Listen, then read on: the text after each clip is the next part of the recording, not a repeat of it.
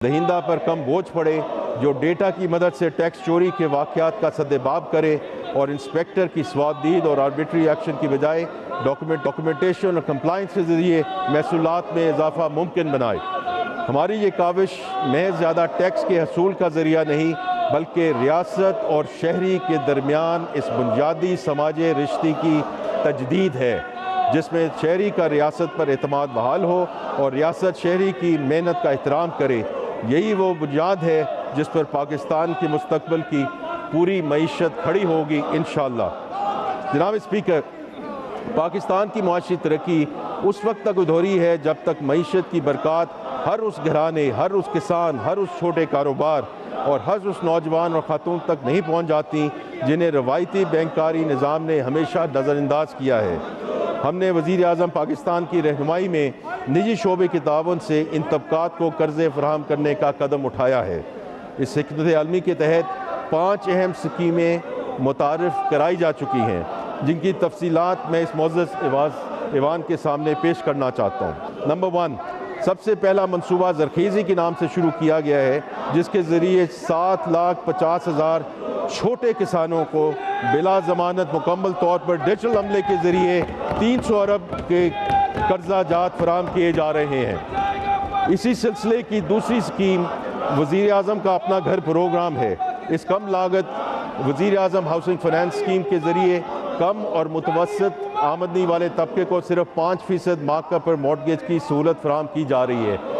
और मैं इसमें सिर्फ एक जिक्र करता जाऊँ, क्योंकि वज़ीर आज़म पाकिस्तान ने इसमें कल ख़ुद एक मीटिंग की, जिसमें ये पूरा क्लियर हो चुका है कि इसमें 90 बिलियन रुपए जो लोन्स हैं वो अप्रूव हो चुके हैं और 11 बिलियन रुपया डिसबर्स हो चुका है।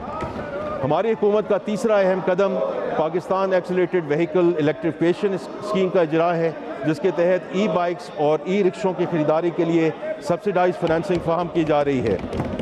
इस सिलसिले की चौथी scheme prime minister's fan replacement programme, जिसके तहत मुल्क भर में पुराने ज़्यादा बिजली खर्च करने वाले पंखों की जगह कम बिजली इस्तेमाल करने वाले पंखे लगाए जा रहे हैं। हमारी हुकूमत का 5वां इकदाम सोशल इम्पैक्ट फाइनेंसिंग है, जिसके तहत 2 प्रोग्राम शुरू किए गए हैं। इनमें से पहला पाकिस्तान स्किल्स इम्पैक्ट बॉन्ड का इजरा है, जिसके ज़रिए नैफटेक के तवसत से नौजवानों को फ़नी तरबियत फराहम की जाएगी। इस सिलसिले का दूसरा कदम एग्री स्टोरेज फाइनेंसिंग फैसिलिटी का इजरा है। ये 7.1 अरब रुपए का मंसूबा है, जिसके तहत मुल्क भर में स्टोरेज फैसिलिटीज़ कायम की जाएंगी, जहां किसानों को अपना अनाज और गल्ला महफूज करने का मौका मिलेगा और उन्हें इस महफूज शुदा अनाज पर बैंकों से कर्जा लेने की सहूलत होगी। ये 5 स्कीमें वज़ीर आज़म पाकिस्तान की खसूसी तवज्जो पर शुरू की गई हैं और उनका मकसद मुल्क में माली शमूलियत की कोशिशों को तेज़ करने के अलावा हुनरमंद और महरूम तबकात के लिए तरक्की के रास्ते खोलना है। मैं इस मुअज़्ज़ज़ ऐवान को ये कहना चाहता हूँ कि these schemes are not in design phase, they are in execution and we are इंशाल्लाह, जैसे हम अगले साल में जाते हैं, these schemes are going to be even further accelerated as we go इंशाल्लाह into the next fiscal year. जनाब स्पीकर, डिजिटल पाकिस्तान और माली शमूलियत के एजेंडा पर नुमाया पेशरफ्त हुई, जिसके नतीजे में बैंकिंग यूज़र्स में इजाफा हुआ, डिजिटल ट्रांजैक्शन में तेज़ी आई और कैशलेस इकॉनमी के फ़रोग की बुनियाद मजबूत हुई। पिछले साल के 5 लाख के मुकाबले में 16,70,000 ताजिर डिजिटल पेमेंट के निज़ाम से जुड़ चुके हैं। इसी तरह डिजिटल बैंकिंग की सहूलत से इस्तेफ़ादा करने वाले सार्फिन की तादाद 95 मिलियन से बढ़कर 133 मिलियन तक पहुँच चुकी है। सालाना डिजिटल ट्रांजैक्शंस की तादाद 6.9 अरब से बढ़कर 10.1 अरब हो चुकी है। मुल्क में वसूल होने वाली तरसीलात का 92% बैंक अकाउंट में मौसूल हो रहा है, जबकि G2P का 75% अब इसी डिजिटल निज़ाम के तहत किया जा रहा है। मैं अब वज़ीर आज़म यूथ प्रोग्राम पे बात करना चाहता हूँ। जनाब स्पीकर, हमारे कौमी शायर अल्लामा इकबाल ने कहा था, मोहब्बत मुझे उन जवानों से है सितारों पे जो डालते हैं कमन। नौजवान किसी भी मुल्क का सबसे कीमती असासा हैं। हमारी कौमी आबादी का 67% हिस्सा 30 साल से कम उम्र आबादी पर मुश्तमिल है। हमारे नौजवान हुनर, अज़्म और कुछ दिखाने के जज्बे से मैमूर हैं। वज़ीर आज़म यहाँ मोहम्मद शहबाज शरीफ का अज़्म है कि हर नौजवान पाकिस्तानी को वो हुनर, वो तरबियत और वो मौके मिलने चाहिए जो उसे कौमी मईशत का फ़ाल शराकतदार बना सके। इसी विजन का अमली इजहार वज़ीर आज़म यूथ प्रोग्राम है। जनाब स्पीकर, नौजवानों का सबसे बड़ा सरमाया हुनर है। नैफटेक के ज़रिए prime minister youth skill development programme ने अब तक तकरीबन 5,15,000 नौजवानों को जदीद और रवायती फ़नी तरबियत फराहम की है। इंडिपेंडेंट एवेल्यूएशन के मुताबिक इन तरबियत याफ्ता नौजवानों में से 53% मुलाजमतें हासिल कर चुके हैं।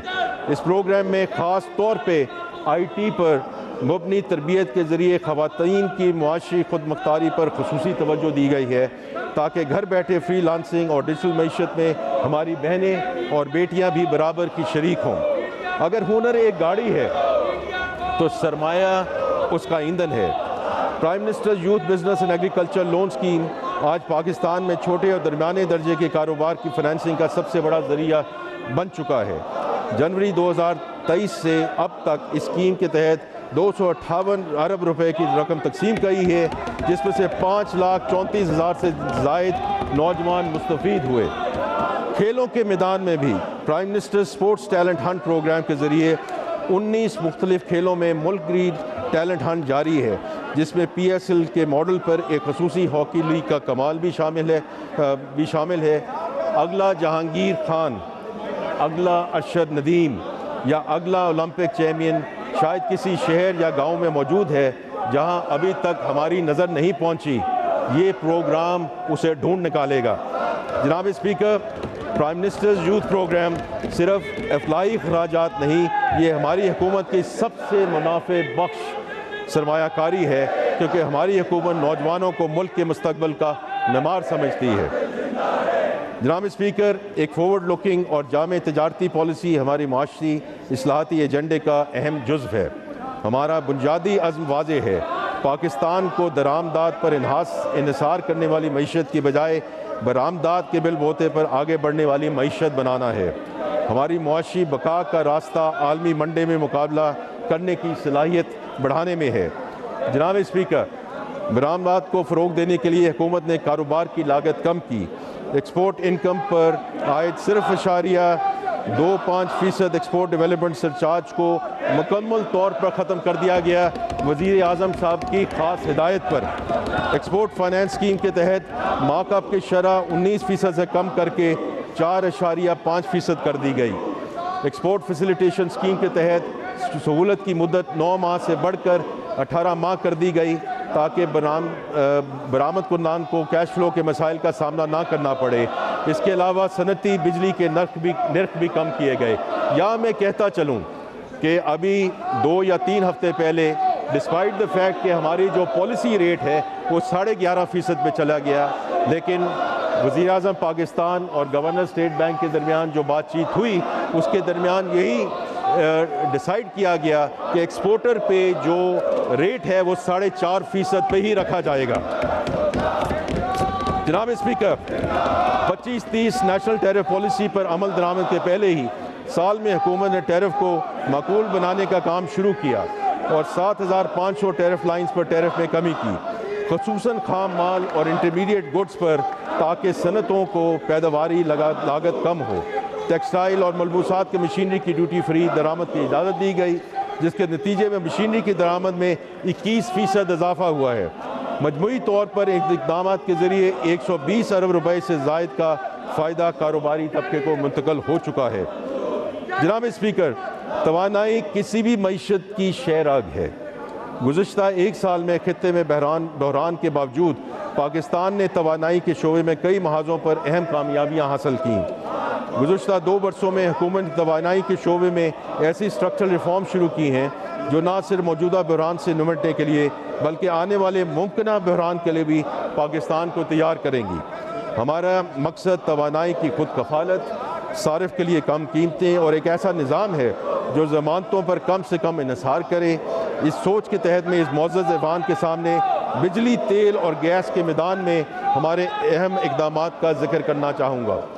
जनाब स्पीकर, बिजली का शोबा अपनी तारीख के सबसे गहरी इस्लाहाती दौर से गुजर रहा है।